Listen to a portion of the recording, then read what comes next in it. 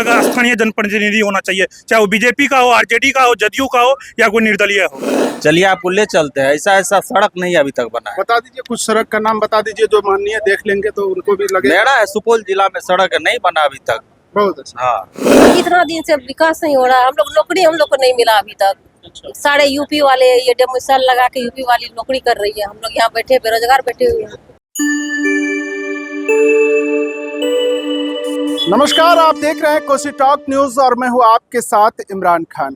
खास करके मैं बता दूं कि 2025 चल रहा है और ये चुनावी साल है और जितने भी राजनीतिक गलियारे में चर्चाएं हो रही है तो ये खास हो रही है कि इस बार सरकार किसकी होगी, एनडीए की सरकार होगी या आरजेडी का, और हमारे विधायक कौन होंगे। इन सभी बातों पर चर्चा हो रही है जगह जगह। और उसके बाद मैं बता दूं कि देश भर की निगाहें जो है इस बार 2025 का विधानसभा चुनाव बिहार पर टिकी हुई है कि क्या परिवर्तन होगा या सरकार यूं ही रह जाएगी, ज्यों का त्यों सरकार रहेगी या परिवर्तन होगा। तो हम पहुंच चुके हैं पब्लिक रिव्यू लेने के लिए, पब्लिक का क्या ओपिनियन है और इस बार जो है सरकार किसकी आएगी और कौन बेहतर काम करेंगे और जनता का क्या मुद्दा होगा इस बार और किस मुद्दा के साथ चुनाव में वोट करेंगे। तो इन सभी मुद्दों पर बात करने के लिए पहुंच चुके हैं छातापुर विधानसभा के। अभी हम भीमपुर पंचायत में और यहाँ पर मौजूद हैं NH 57 जो अब NH 27 हो चुका है। तो आपको बता दें कि यहाँ जैसा कि आप देख सकते हैं, मैं अपना कैमरा पर्सन को कहूँगा कि ये वो जगह है जहाँ से देश भर में आप कई राज्यों का सफ़र करेंगे बस से तो आपको इसी जगह से बस मिलेंगी और यहीं पर से आपको कहीं भी जाना होगा तो आप जा सकते हैं। उसके साथ ही जैसा कि मैं आपको बता दूं कि सामने थाना है और थाना के ठीक सामने यहाँ फुट ब्रिज भी बना हुआ है और दोनों जो एक छातापुर विधानसभा के अंदर दो प्रखंड आता है, एक बसंतपुर और एक छातापुर। तो इन दोनों पंचायतों का, दोनों प्रखंडों का एक सीमा भी है यहाँ पर जो बीच मध्य है। यहाँ से आप दोनों तरफ जाएंगे तो बराबर हिस्सा में पड़ जाएगा। तो चलिए हम बात करते हैं कुछ लोगों से और ओपिनियन लेते हैं लोगों से, जनता से क्या कुछ कहते हैं। तो देखिए, खास करके 2025 में बिहार विधानसभा चुनाव होना है। क्या इस बार जो है जनता किस मुद्दा के साथ चुनाव में मतदान करेंगे?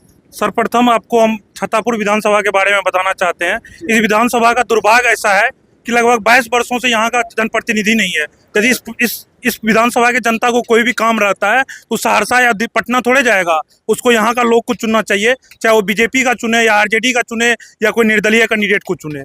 और मुद्दा ये होना चाहिए, हम किसान वर्ग से आते हैं, वैसे तो हम खेती से रिलेटेड नहीं है लेकिन मेरे पिताजी किसान बैकग्राउंड है। खाद जिसका मूल्य 1400 रुपया है, 266 उड़िया वो 350 में मिलता है और 1400 का खाद 1700 में मिलता है। और दूसरा मुद्दा है थाना ब्लॉक में भ्रष्टाचार व्याप्त है और इस मुद्दे को कोई भी ठीक नहीं कर सकता। हम पता है, हम जनता त्रस्त हैं इससे, इसका कोई सॉल्यूशन नहीं है। सरकार बदलती है। बोलिए। आप तीन चीज बोले हैं, एक स्थानीय उम्मीदवार, एक बोले आप यूरिया और जो किसान को परेशानी हो रही है वो, और तीसरा है भ्रष्टाचारी। हम इन तीनों मुद्दा पर बात करेंगे। देखिए, सबसे बड़ा मुद्दा है भ्रष्टाचारी, उसके बाद स्थानीय का बात किए हैं। क्या जो यहाँ जो आप बोले प्रतिनिधि नहीं है, तो यहाँ प्रतिनिधि नहीं है क्या?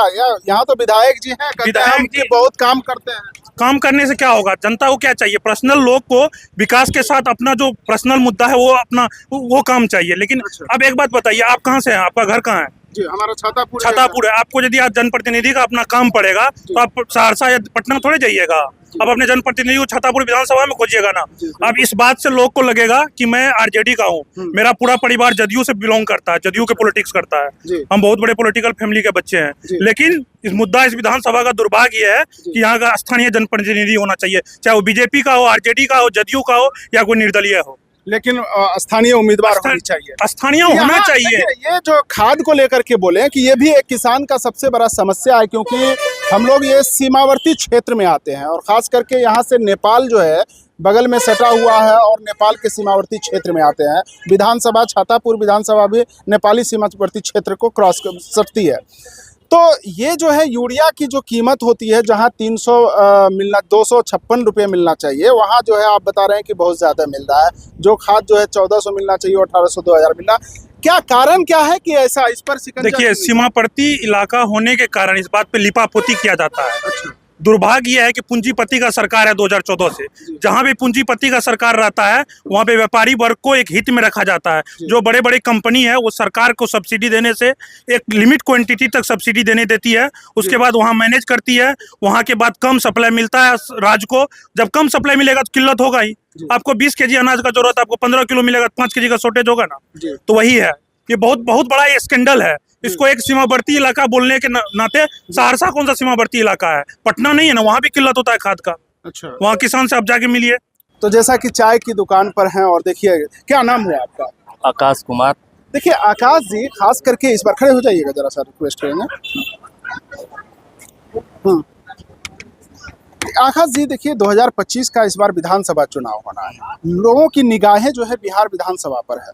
क्या लग रहा है कि इस बार जो है चुनाव में क्या मुद्दा होगा, किस मुद्दा के साथ वोट करेंगे, किस तरह के कैंडिडेट को पसंद करते हैं, क्या इन सभी बात को लेकर के, और कौन सी सरकार आना है और किसको वोट करेंगे? क्या परिवर्तन होगा या ज्यों का त्यों जो सरकार है वही रहेगी? ज्यों का त्यों तो इस बार नहीं रहेगा, जी, क्योंकि युवा चाहता है रोजगार मिले। जो रोजगार की बात कर रहा है उसकी सरकार बनेगी।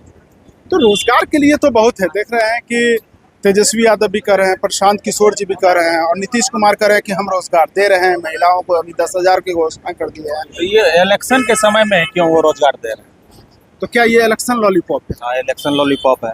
ये सिर्फ इलेक्शन लॉलीपॉप? इलेक्शन लॉलीपॉप है। तो क्या लग रहा है कि इस बार परिवर्तन हो सकता है? जरूर परिवर्तन होगा। यहाँ का विधायक जो नीरज कुमार बबलू है, उसका कार्यकाल तो देख रही है आदमी, बहुत दिनों से देख रही है। क्या है उसका स्थिति इस बार बहुत बुरा है। बुरा है?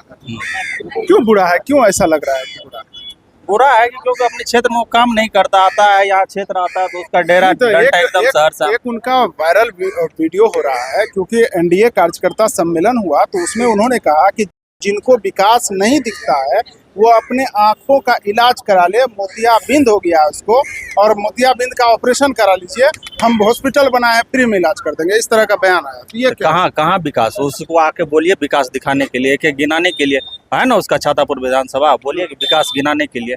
चलिए आपको ले चलते हैं। ऐसा सड़क नहीं अभी तक बना है। बता दीजिए, कुछ सड़क का नाम बता दीजिए जो माननीय देख लेंगे तो उनको भी लगे। मेरा है सुपौल जिला में सड़क नहीं बना अभी तक।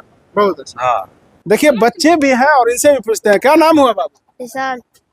विशाल। निशांत, पढ़ाई करते हैं? हाँ। कौन सी क्लास में? 4। तो न्यूज वगैरह देखते हैं? नहीं। नहीं देखते हैं। मुख्यमंत्री कौन है बिहार के? नीतीश कुमार। नीतीश कुमार जी। क्या नाम हुआ चाचा? मेरा नाम मुन्नी भारती। देखिए इस बार जो है बिहार विधानसभा चुनाव होना है और लोगों की निगाहें जो है इस चुनाव पर है।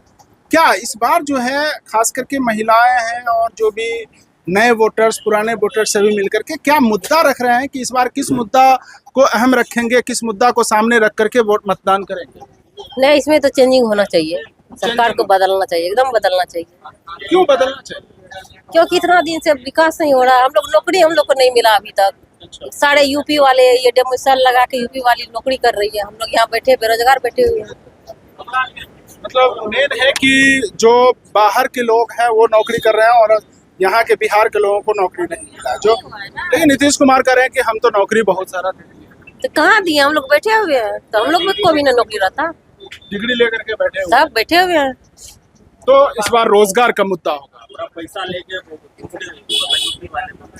एकदम है, हम लोग को एकदम नौकरी चाहिए। सरकार जो चेंजिंग हुआ, जो हम लोग को नौकरी देगा उसको वोट देंगे। यानी कि रोजगार और शिक्षा पर जो बात करेंगे उसको आप वोट करेंगे, उसको वोटिंग करेंगे।